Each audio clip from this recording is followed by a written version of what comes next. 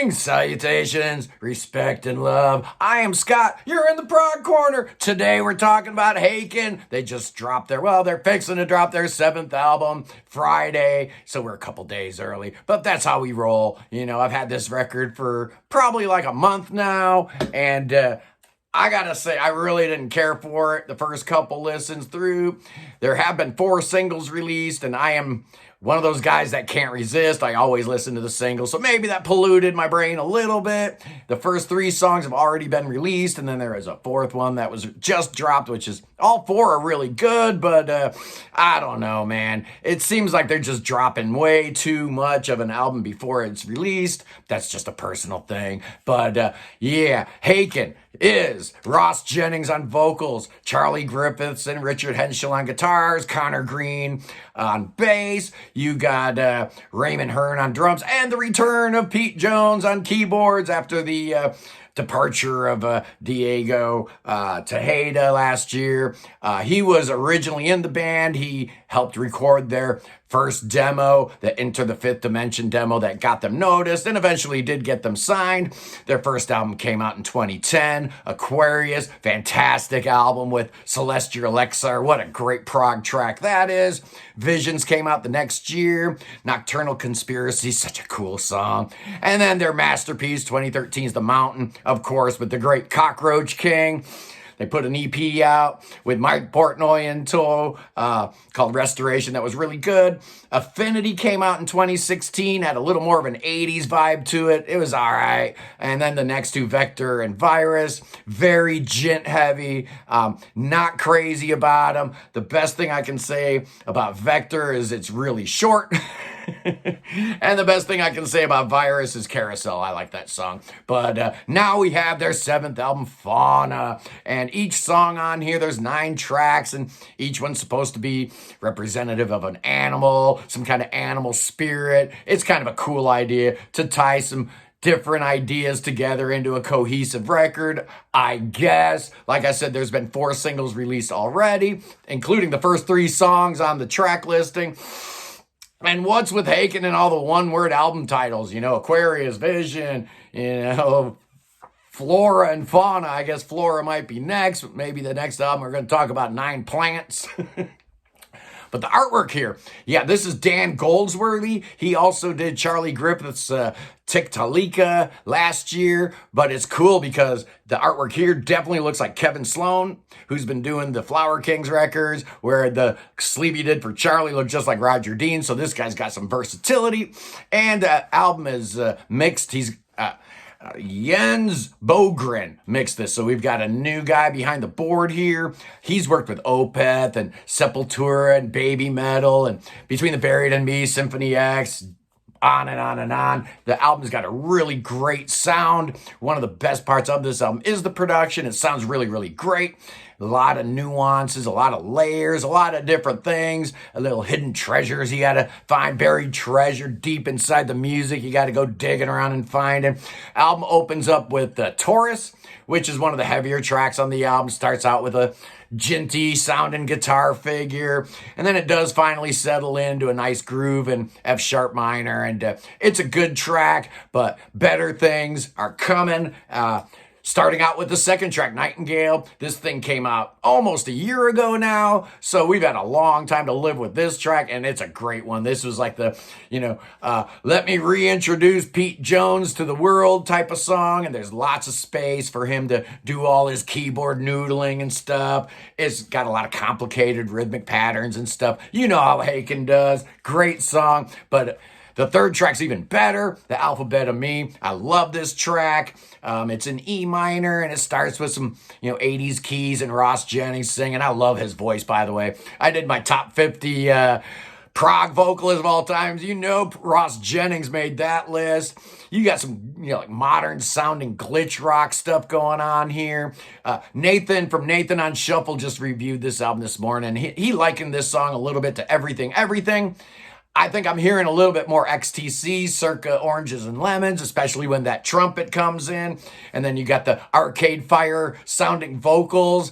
Just, you don't expect that out of a Haken track, and I really appreciate it. The fourth song took a little bit of getting used to. It's called Sempiternal Beings. It's not one of my favorite tracks, and unfortunately it goes on for 8.5 minutes. Starts with the cool drum pattern Raymond's laying down. Then you got a real powerful chorus, but overall I'm not 100% crazy about that track, but things get a whole lot better with Beneath the White Rainbows.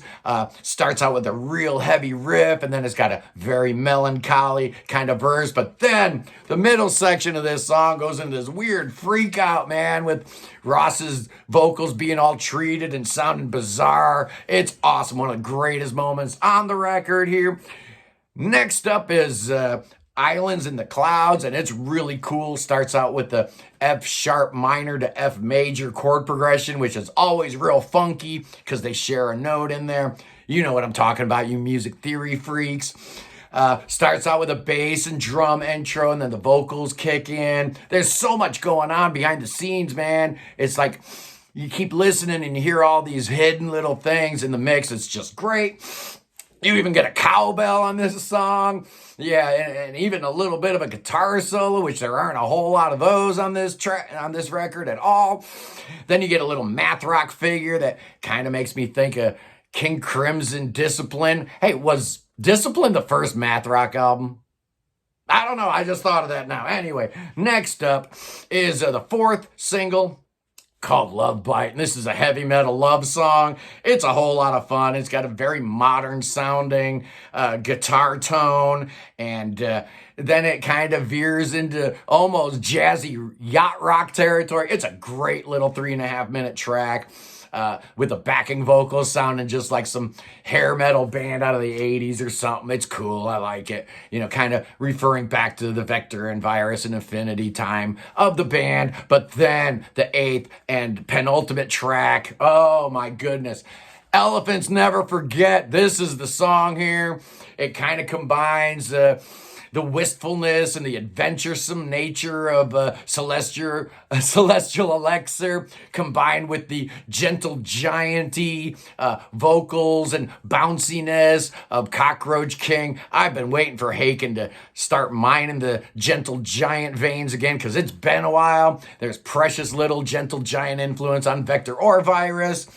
It's so great. This song goes through so many different changes. I don't even know what key we're in half the time here, but it does finally settle on F sharp minor, gets into a nice little groove, and the song is just one of the best things Haken's ever done, without a doubt. The album closes with Eyes of Ebony, which I guess is about the white rhino and how the last male white rhino died in 2018. So it's about death and extinction, but it's also about, I guess Richard's father died a couple years ago of a heart attack. So this song is kind of a tribute to him. He was a huge supporter of the band in the early years. So you're combining those themes of death and extinction and whatnot. Really great, kind of breezy, almost venturing off into Radiohead territory at times. You get a heavier middle section, of course. It is Haken, but it's just a really nice way to wrap up a really, really good record. How do I rate this thing? Well, I don't know, man. It is a return to the diversity of albums like The Mountain, so I appreciate that. It doesn't scale the prog mountaintops of Aquarius or Visions for me, but it comes pretty close at a couple of junctures. Definitely a return to the more progressive template Haken had established early on in their career. There is a merciful lack of guitar soloing throughout this thing, so it is very song-centric. The longest song is that Elephant song, but that's only like 11 minutes long, so it doesn't really get into epic territory anywhere on this album, but it is prog, it's heavy, it still has some jinty heavy moments, but I do like it a whole lot. So how am I going to score this new Haken album? Let's give it 4.5 headphones, shall we? Yeah, it's somewhere between 4 and 5. it's not a perfect record. There's a couple tracks that I don't think are fantastic, but it is certainly the best thing they have done since The Mountain. Highly recommend it, even though it is prog metal and that's not my thing. I do love Haken. I love this album. Check it out. This is, Haken week on the internet. Everybody's going to be flooding YouTube with Haken related content. So I figured I'd have to chime in being the prog corn and the prog guy. So anyway, I love you guys. Tomorrow's a very special day, very special anniversary tomorrow. And I will talk a little bit about that at that time. In the meantime, you guys enjoy your day. Have a spectacular week. I love you. God save the king. Peace in the Middle East. I'm out.